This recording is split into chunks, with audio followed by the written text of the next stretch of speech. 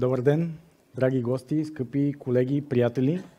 Днес ще ви представя 1,3 решения за машиностроенето.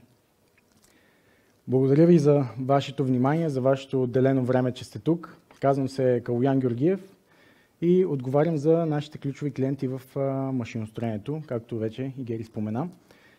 Фирма Ехнатон е с над 27 години опит, с над 900 инженерингови проекта, повече от 320 иновативни решения и над 5000 доволни клиента.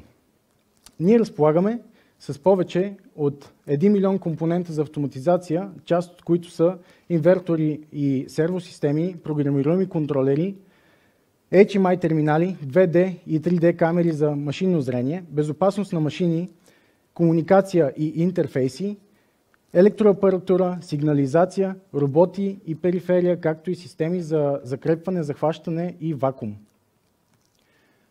Ние партнираме с повече от 30 световни компании, които са доказани в своята област, със своето прецизно и качествено изработване на техните продукти, част от които може да видите на този слайд са ориентирани изцяло към машиностроителите, като Schneider Electric, TDK Lambda, Vago, SICK, Verma, като на фокус днес ще ни бъдат продукти на Mitsubishi Electric, Moore Electronic и Linetec.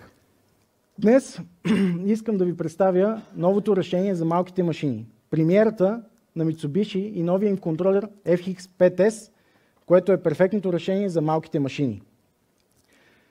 Единичен модул, лесен за употреба, с вграден Ethernet порт и USB Type-B, компактен, с 30, 40 или 60 входоизхода, с релейни изходи, транзисторни MPN или PNP, към момента 230 волта захранване и 24 волта DC входове. Поддържа управление до 8 инвертора, до 8 сервосистеми, позициониране на 4 сервосистеми, както и ред други свързани с IoT неща, които ще ви покажа по-късно.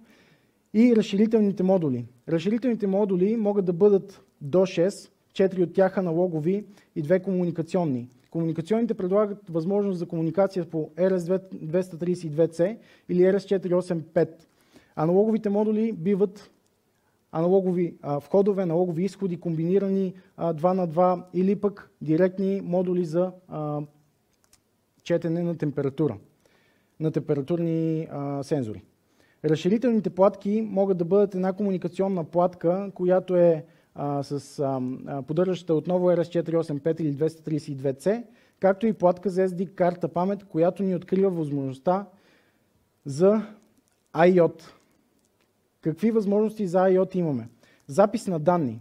Бихме могли да записваме данни в файл с формат CSV и лесно да го прочетем през Microsoft Excel. Преноса на файловете би могъл да стане чрез FTP сервер или клиент. Така по всяко време можем да изпращаме или получаваме данни с FTP-то. Web сервера пък от своя страна бихме могли да изградим така потребителски ориентирано по наше желание web визуализация, която да ни представи информация как и какво се случва с машината на ниво поле.